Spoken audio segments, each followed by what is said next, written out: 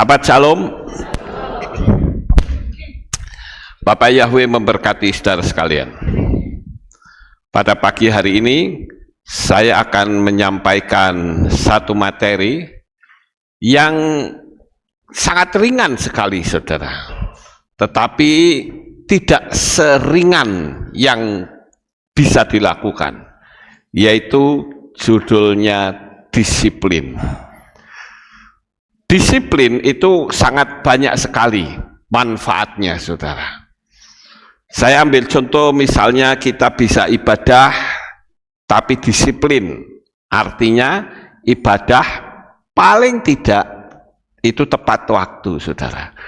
Kalau kita mengerti disiplin, nggak perlu seperti saudara-saudara seberang yang harus diteriakin pagi-pagi, ya harus digombrangi, nggak perlu. Karena semua orang sudah punya alat, ya punya HP semua, sehingga tidak perlu harus diteriak-teriak. Lebih aneh lagi, saya bilang, kalau saya boleh bertanya, saudara, jauh mana antara airport dengan Kehilat? Jauhnya airport. Tapi kenapa ke airport kok bisa nggak telat? Padahal jauh loh. Tapi kok bisa nggak telat ya? Karena kalau telat ketinggalan. Lah, Kehilat itu kan deket, saudara. Maka saya bisa mengambil kesimpulan Kehilat itu terlambat karena bisa saja dianggap Kehilat itu tidak penting. Tidak penting, tidak terlalu penting. Toh nanti ya yang penting masuk, ya. Orang terlambat satu kali, dua kali itu tidak masalah, saudara. Tapi kalau selalu terlambat, berarti ada sesuatu yang perlu dibenahi. Bisa saja karena dia lupa, bisa saja karena ada hambatan, ban keceplos paku misalnya, atau mungkin karena ada tamu, atau sakit, dan lain-lain. Saya rasa kalau hal itu bisalah ditanggulangi, saudara. Tapi kalau selalu terlambat, itu yang harus kita benahi, ya. Kalau kita berbicara tentang disiplin, kita harus punya komitmen pada diri sendiri, ya. Kalau saya selalu berpikir, kalau saya terlambat juga yang ngerjain saya juga kok. Betul nggak, saudara? Jadi ada harga yang harus dibayar. Nah, saya ingin mengajak saudara untuk bersama-sama belajar kata disiplin, tapi dalam pola Ibrani, ya. Kalau saya lihat kata disiplin itu bagi tentara itu adalah nyawa, saudara. Disiplin adalah nyawa dari seorang tentara. Hitungan detik tidak bisa toleran. Karena itu apalagi dalam masa peperangan itu pasti harus punya kedisiplinan yang tinggi. Nah, kita lihat kedisiplinan dalam perspektif Ibrani. Siapa, ini ayatnya ya di Amsal atau Mislei pasal 12 ayat 1, siapa mencintai didikan, mencintai pengetahuan, tetapi siapa membenci teguran adalah seperti binatang liar. Yang ngomong kitab suci, saudara. Kenapa dikatakan binatang liar? Karena dia nggak ngerti waktu, ya. Kalau kita sebagai orang percaya, kita mengerti akan waktu. Nah, kata disiplin dalam bahasa Ibrani itu musar. Musar itu artinya disiplin, saudara. Artinya bukan sekedar hukuman, tetapi ada unsur didikan, koreksi, memperbaiki, pembentukan proses, itu berhubungan dengan mengarahkan dan melatih seperti seorang ayah yang sedang melatih anaknya. Jadi kedisiplinan itu menurut orang Ibrani itu dimulai dari sejak kecil. Jadi dari sejak kecil dia sudah dilatih, dididik untuk disiplin. Makanya kalau saudara janjian ya sama orang Yahudi itu mesti tepat waktu, saudara. Tapi tidak usah sama orang Yahudi, sama saya saja kalau tidak tepat tak tinggal, saudara. Karena saya itu punya mental disiplin yang tinggi sekali. Ya, kalau saya ibadah seperti sekarang, paling tidak 1 jam saya mesti di depan. Tidak peduli hujan, tidak peduli cuaca terang, saya tetap harus. Mungkin saudara akan berkata, iya itu dari pastori tinggal melarak turun saja kan sudah sampai. Itu kan sekarang. Tapi itu sudah terlatih dari dulu. Jarak saya atau ibadah saya ke gereja pada waktu itu punya jarak 6 kilo, saudara. Pun tetap 1 jam di muka itu saya mesti sudah ada. Ya, jadi saya sudah latih dari sejak saya kecil. Ya.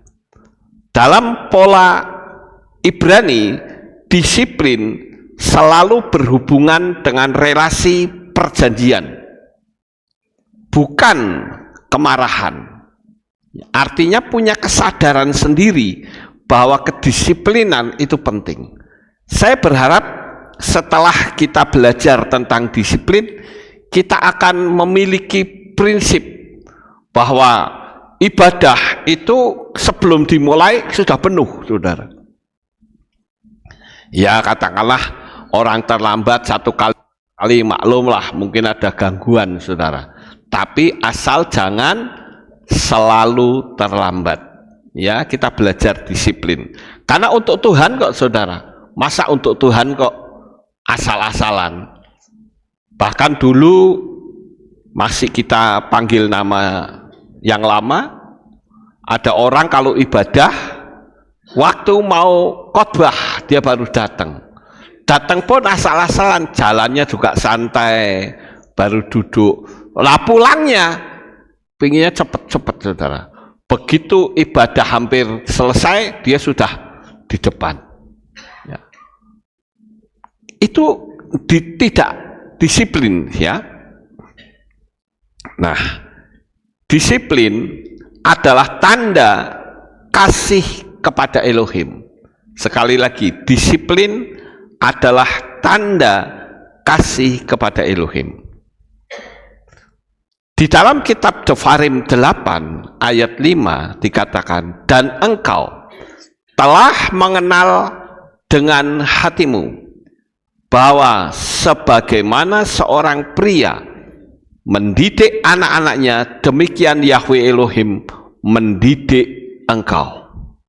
Jadi disiplin itu tidak dengan sendirinya bisa, tapi harus dididik, ya, dipaksa tubuh ini. Dalam budaya Ibrani, sang ayah itu sebagai pembentuk, ya, pembentuk identitas. Rumah itu tempat pembelajaran karakter. Jadi disiplin itu juga menyangkut karakter manusia. Ya, disiplin itu bukti bahwa kita itu anak sah, bukan orang luar, bukan asal-asalan. Ya. Kalau di Indonesia biasanya budaya disiplin itu tidak ada, saudara. Yang saya perhatikan, misalnya ada rapat RT, saya datang, orangnya belum datang. Pernah ada saya waktu itu diundang sama wali kota untuk pertemuan tokoh-tokoh agama. Undangan jam 6 sore. Ya, saya datangnya selalu di depan. Paling tidak 1/4 jam di muka. Tapi setelah jam 6 masih sepi, saudara. Tukang absennya pun belum datang. Jadi saya tunggu, kalau sampai 1/4 jam tidak datang, tak tinggal pulang. tak tunggu seperempat jam, dia datang. Begitu datang, saya tanya, Mas, ini kok undangannya kan jam 6, kok hari gini belum apa-apa? Ya biasalah Pak, kalau Indonesia itu kan ngaret. Ya udah sini saya tanda tangan, saya pulang. Saya tidak peduli siapapun yang mengundang saya. Kalau tidak disiplin, pasti tak tinggal pulang. Karena bagi saya punya prinsip, time is money. Waktu itu adalah uang, seperti kata pepatah dunia. Waktu itu nyawa, waktu itu sangat berharga. Tidak bisa leda-lede seperti itu, saudara. Ya, kalau jam 6 ya jam 6. Kalau tidak, lebih baik tidak usah tulis. Jadi khusus undangan buat saya, kasih spelling, baru saya bisa tepat. Tapi kalau misalnya jam 6 saya diundang, ya saya akan datang sebelum jam 6. Ya. Kalau masalah disiplin, itu saya sangat kuat sekali masalah kedisiplinan, saudara. Jika tidak dididik, berarti tidak dianggap menjadi miliknya. Di dalam kitab Ifrim atau Ibrani pasal 12 ayat 6 menegaskan, sebab siapa yang Yahweh kasihi, ia mendidiknya, dan setiap anak yang dia terima, dia mencambuknya. Jadi prinsip Ibrani, tanpa musar, hidup mereka akan liar. Makanya kalau masalah bicara kedisiplinan, itu orang Ibrani sudah tidak bisa ditoleransi lagi, saudara. Jam 6 ya jam 6, jam 7 ya jam 7. Ya. Dengan musar, hidup akan menjadi terarah. Jadi kita harus punya satu konsep bahwa disiplin itu harus dilatih, ya. Kemudian disiplin itu membawa shalom, membawa damai sejahtera. Orang Ibrani tidak mengejar sukses dulu. Dia harus menang terlebih dahulu dari sini, saudara.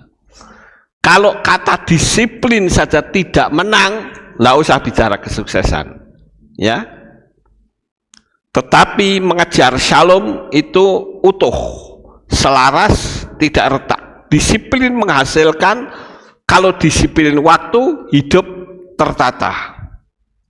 Disiplin perkataan, relasi bisa terjaga. Disiplin pikiran, hati menjadi bersih. Disiplin rohani, iman menjadi bertumbuh. Tanpa disiplin, berkat bisa berubah menjadi kehancuran. Jadi Bapak Ibu, sekali lagi saya tegaskan, sebelum mengajar apa saja, ini orang Ibrani loh ya, itu pertama kali dididik adalah kedisiplinan. Begitu juga kalau kita lihat anak-anak di Jepang, mereka disiplin dalam pekerjaan. Tidak seperti di Indonesia, belum apa-apa sudah nulis-nulis dulu. Di sana tidak seperti itu, saudara. Di sana dididik untuk bersosialisasi. Mereka disuruh ngepel, disuruh nyuci, pokoknya mental itu harus terbentuk dulu. Beda dengan di sini, mentalnya tidak terbentuk, saudara. Sehingga tidak menjadi kuat. Saya ambil contoh misalnya Yusuf. Yusuf ini dia dimasukkan sumur, dijual, difitnah, dipenjara, tapi tetap menjaga karakter. Artinya ia disiplin dalam integritas sebelum dia duduk di istana. Jadi dia sudah terlatih dulu, sehingga ketika dia menjadi wakilnya Raja Fir'aun, ya, sejajar itu sudah terbentuk karakternya, saudara. Kemudian yang kedua, contoh yang kedua yaitu Daniel. Walau di Babel, ia tetap disiplin dalam doa dan makanan kosher. Jadi disiplin, ya. Disiplin itu tergantung dari kita, saudara. Tidak perlu dipaksakan, tapi kita punya pengertian, ya, punya pengertian bahwa makanan kosher itu menyehatkan, sekalipun dia ada di Babel. Kemudian yang ketiga, Raja Daud gagal, jatuh, tetapi cepat bertobat. Itu juga berbicara tentang disiplin hati. Orang itu bisa saja khilaf, bisa saja merosot, saudara. Apa artinya tidak tepat? Tapi tidak selalu seperti itu. Dia akan tetap memiliki prinsip. Ya, kalau saya lihat Daud ini mengalami petaka yang luar biasa ketika dia harus mengawini Batsheba, karena dia sudah tidak disiplin. Pola Ibrani, dengarkan dan lakukan. Ya, dalam bahasa Ibrani, kata Shema bukan saja mendengar, bukan hanya mendengar, tapi mendengar untuk dilakukan. Disiplin itu bukan teori. Disiplin adalah kebiasaan yang diulang sampai menjadi karakter. Jadi yang namanya kedisiplinan itu harus diulang-ulang terus, saudara. Sampai akhirnya jadi dia punya karakter. Oh, karakternya kuat itu. Dia disiplin. Ya, jadi menjadi satu karakter yang tidak mudah loyo. Ya. Kemudian aplikasi praktis model 4 pilar Ibrani. Pertama yaitu disiplin waktu. Bangun waktu doa tetap, ya, tidak berubah. Bagi tentara, disiplin adalah nyawa. Walau cuma 1 detik dalam medan perang, itu akan menentukan apakah dia bisa menembak atau tidak, ya, dengan sasaran yang tepat. Dia punya kedisiplinan yang tinggi. Kalau masalah disiplinnya tentara, sampai hari ini di Indonesia pun tidak diragukan. Sekarang kita coba untuk tanya kepada diri sendiri, saudara. Adakah aku punya kedisiplinan? Adakah kalau aku punya janji, aku tepati? Ini saja pertanyaannya. Dari mulai yang mendasar di dalam kehidupan kita. Yang selanjutnya, aplikasi praktis model 4 pilar Ibrani, yaitu disiplin tubuh, jaga pola makan dan istirahat. Pola makan harus betul-betul dijaga, saudara, agar supaya makanan kita itu menjadi sehat dan tubuh juga sehat. Saya termasuk orang yang tidak disiplin dalam soal makanan dulu, saudara. Tapi setelah saya belajar Torah, saya punya prinsip, saya harus disiplin tentang makanan sesuai dengan Torah. Ya, jadi kita harus punya kesadaran diri, tidak perlu dipaksa-paksa. Seperti nanti kasus Medan lagi, ya, kasus itu kan muncul karena ada segelintir, ya, orang yang tidak suka lalu berusaha untuk memaksakan kehendak orang lain. Kita memang makanannya kosher, tetapi bukan berarti kita paksa orang lain. Tetapi kalau dia cinta Tuhan, maka Roh Kudus akan menerangi dia. Contohnya saya nggak perlu dipaksa-paksa, tapi saya sudah, oh ini kosher, oh ini tidak. Tidak perlu dipaksa, karena Roh Kudus memberikan penerangan di dalam diri kita. Tapi kalau kita kita main paksa, orang malah menjadi defend, ya, membuat jarak, ada jurang pemisah. Kemudian disiplin perkataan.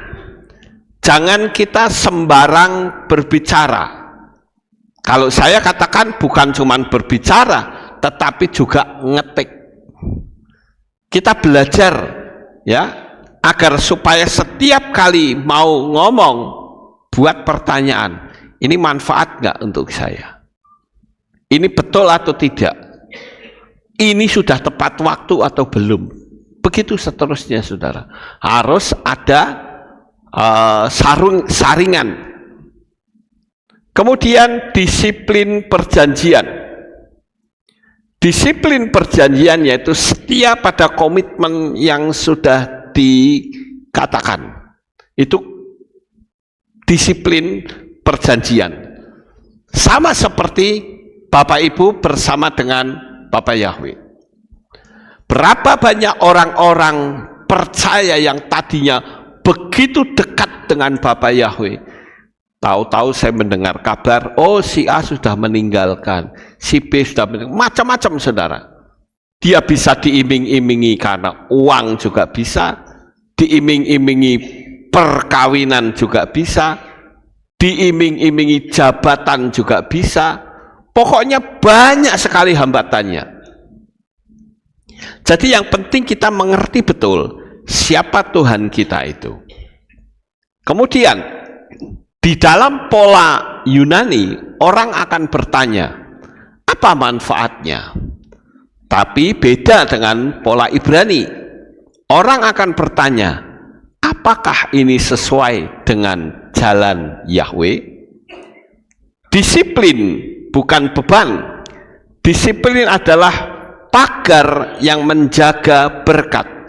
Tanpa pagar, kebun akan rusak. Tetapi dengan pagar, kebun bisa berbuah tanpa hambatan.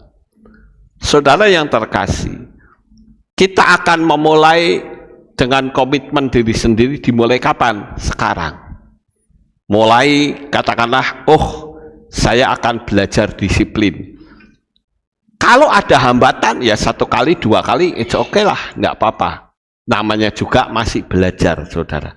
Tapi kalau sudah, ya kita kembali lagi ke prinsip komitmen pertama, khususnya masalah waktu.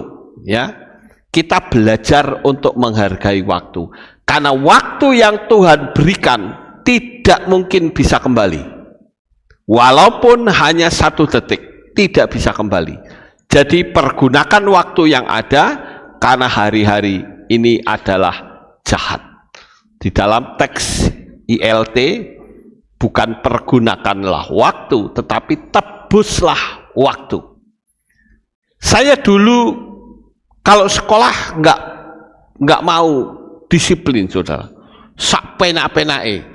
Saat belajar makan di dalam kelas. Orang lain pada belajar, saya bolos. Seperti itu, nggak punya disiplin. Tapi begitu mengerti kedisiplinan, saya punya prinsip, saya harus menebus waktu yang hilang. Waktu yang saya sia-siakan harus saya tebus. Ya, musar itu adalah suatu didikan yang membentuk. Disiplin itu bukan hukuman, tetapi pembentukan karakter yang kuat. Jadi kalau saudara sudah punya kedisiplinan tinggi, dia punya karakter yang kuat. Ya, tanpa musar, dia akan keras hati. Tetapi dengan musar, dia akan berhikmat. Jadi karakter seseorang itu terbentuk di sini. Apakah karakternya kuat atau rapuh, saudara? Coba kalau misalnya saudara janji sama saya, ya, tanggal sekian, jam sekian, saya berangkat. Ya saya akan berangkat. Jamnya segitu, saudara. Kalau lewat ya sudah. Lebih baik tak tinggal. Ya. Kemudian kembali lagi, skema. mendengar untuk melakukan. Dalam budaya Ibrani, mendengar selalu diikuti tindakan. Banyak orang dengar firman, tetapi tidak berubah karena tidak sema. Ya, jadi ketika kita mengatakan Shema Yisrael, itu kita itu punya komitmen terhadap diri sendiri. Bahwa aku akan menjadi orang yang disiplin dalam segala hal. Makanya saya sampaikan kepada saudara pagi ini, coba saudara dalam ibadah itu sudah sampai atau sebelum Shema atau setelah lewat. Kalau sebelum itu awalnya dari situ, saudara. Jadi kita datang, berusaha untuk datang sebelum kita melantunkan Shema Yisrael. Begitu juga waktu pulang. Waktu pulang nggak usah buru-buru, saudara. Ya kecuali kalau ada keperluan, ya. Tapi toh juga keperluannya nggak lama kok. WA sama orangnya, saya terlambat sebentar karena masih ibadah. Kita menghargai Bapak Yahweh itu lebih dari segala-galanya. Lawang orang seberang saja, kalau sudah jamnya doa, tinggal toko ditinggal, apa-apa ditinggal, ngomong maaf ya, saya tak sembayang dulu. Nah, coba masa kita kalah sama mereka, saudara? Ya. Kemudian derek atau jalan hidup. Orang Ibrani tidak berkata, apa teorinya? Mereka bertanya, jalan mana yang kau tempuh? Disiplin itu menentukan jalan. Apakah kita lurus atau kita belok ke kanan atau ke kiri? Dia sudah menetapkan terlebih dahulu, saudara. Tidak asal-asalan. Kemudian yirah, yaitu takut akan Yahweh. Maaf ini saya percepat, saudara, karena materi ini sebetulnya cukup panjang, tetapi saya tidak menerangkan secara detail, tapi secara garis besar saja, yaitu yirah. Bukan takut dihukum, tetapi hormat yang mendalam. Disiplin lahir dari yirah, yaitu takut akan Yahweh. Takut di sini adalah takut dengan sikap menghormati, ya. Kemudian emet, konsistensi dan kebenaran. Disiplin bukan semangat sesaat, tetapi adalah konsistensi jangka panjang. Konsisten, prinsipnya terus langsam, saudara. Itu konsisten namanya. Tidak di tengah jalan dia belok lagi. Nanti bilang disiplin, di tengah jalan belok lagi, tidak. Disiplin itu adalah konsep di dalam kehidupan kita, ya, secara kontinu. Kemudian shalom. Tujuan disiplin bukan sekedar taat, tetapi hidup utuh, penuh damai sejahtera. Hidupnya penuh dengan damai sejahtera. Kemudian barakah, berkat yang terjaga. Berkat tanpa disiplin akan bisa menghancurkan. Disiplin itu menjaga berkat tetap tinggal. Ya. Tuhan itu selalu senang dengan kedisiplinan. Coba saudara perhatikan, orang-orang sukses yang ada di dalam kitab suci, selalu mereka punya kedisiplinan yang tinggi. Ya. Kemudian di dalam rumah, dalam pola Ibrani, ayah itu bukan sekedar pencari nafkah, tetapi adalah pembentuk masa depan. Kenapa ada kedisiplinan itu menjadi prioritas bagi orang Yahudi? Karena dia punya pengharapan, anak-anakku harus sukses di masa depan. Kemudian tanpa disiplin manusia menjadi liar, ya. Lihat Israel di padang gurun. Ketika tidak disiplin dalam kerohanian, mereka bersungut-sungut membuat patung anak lembu emas. Akhirnya apa? Kehilangan tanah perjanjian. Disiplin itu menjaga generasi. Mungkin kalau sudah pikir, kok Bapak Yahweh kok kejam amat ya? Orang yang tidak menyembah Yahweh masuk ke dalam tanah. Ya karena Bapak Yahweh itu punya prinsip.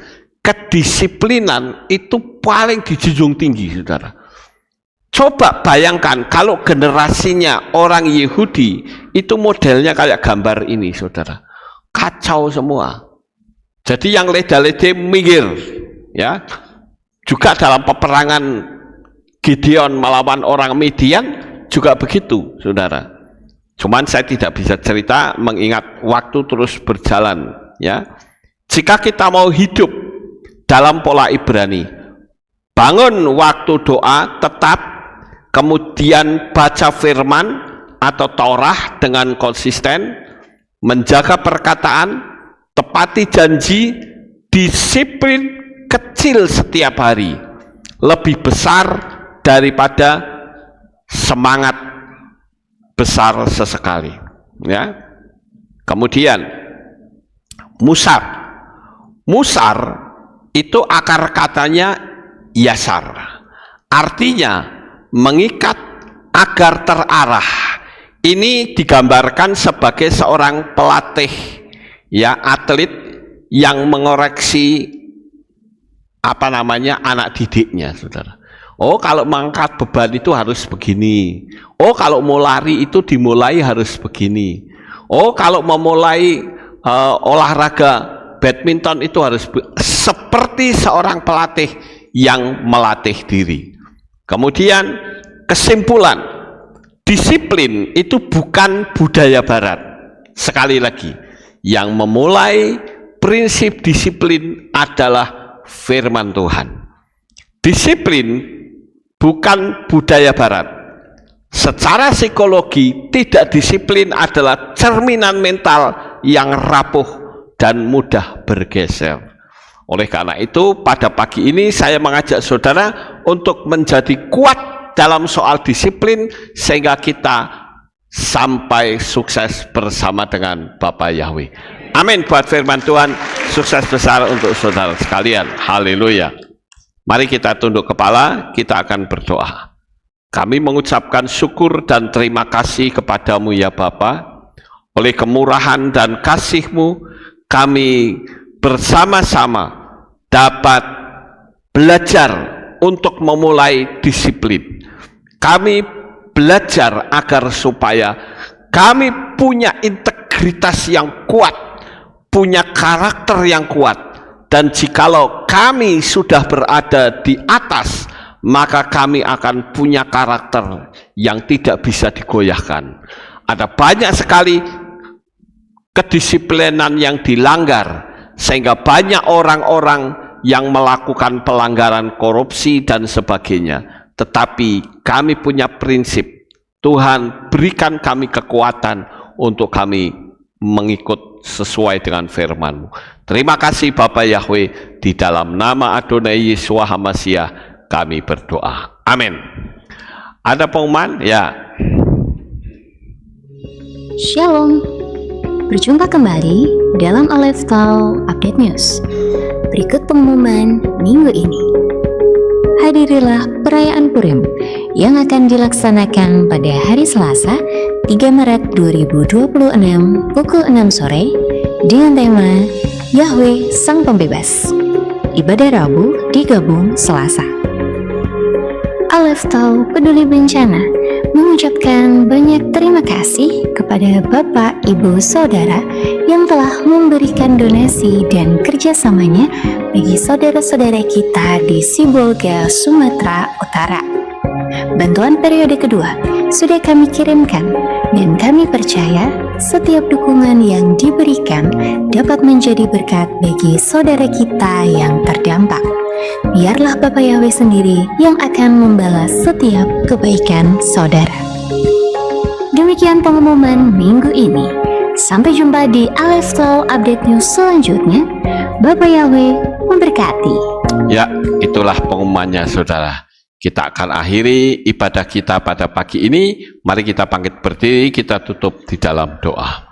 Terima kasih Bapak Yahweh, selesai sudah ibadah kami pada pagi ini. Sebentar kami akan pulang ke rumah kami masing-masing. Jaga, lindungi, peliharakan kami, supaya kami tiba di rumah dengan selamat. Jauhkan dari malapetaka, jauhkan dari bencana, pertemukan kembali dengan keluarga, sehingga besok kami bisa ibadah lagi, sehingga semakin dekat kami dengan Engkau.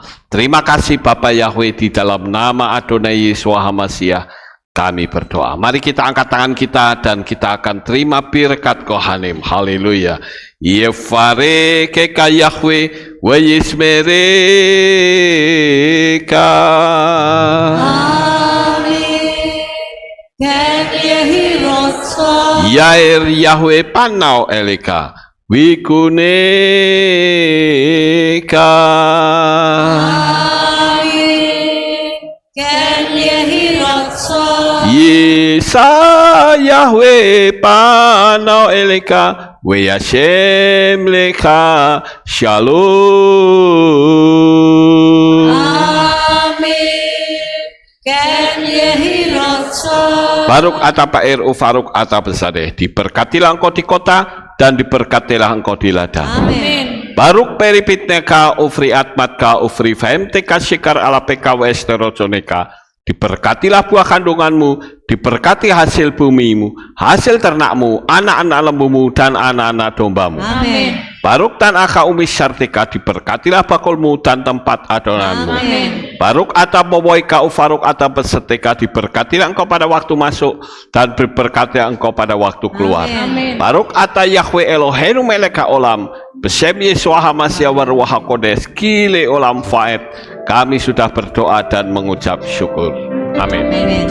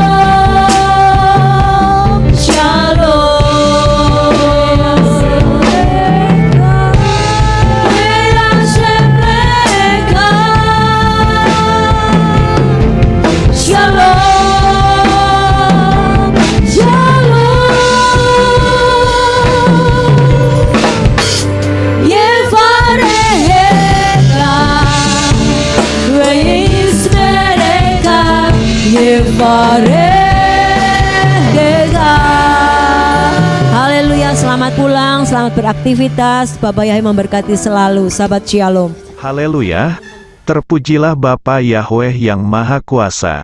Terima kasih atas kehadiran Bapak Ibu Saudara sekalian dalam ibadah bersama kami di Kehilat Aleph Tau Magelang.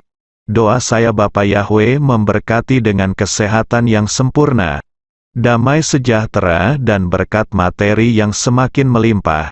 Kami menunggu kembali kehadiran Bapak Ibu Saudara sekalian pada jam yang tersedia. Hari Sabat jam 5 pagi, hari Minggu jam 6 pagi, hari Rabu jam 6 sore. Siap sedialah sebagai mempelai HaMashiach untuk menyambut kehadiran mempelai pria kita, yaitu Adonai Yeshua HaMashiach di awan-awan yang permai. Amen lehitraot. Shalom, sampai jumpa kembali.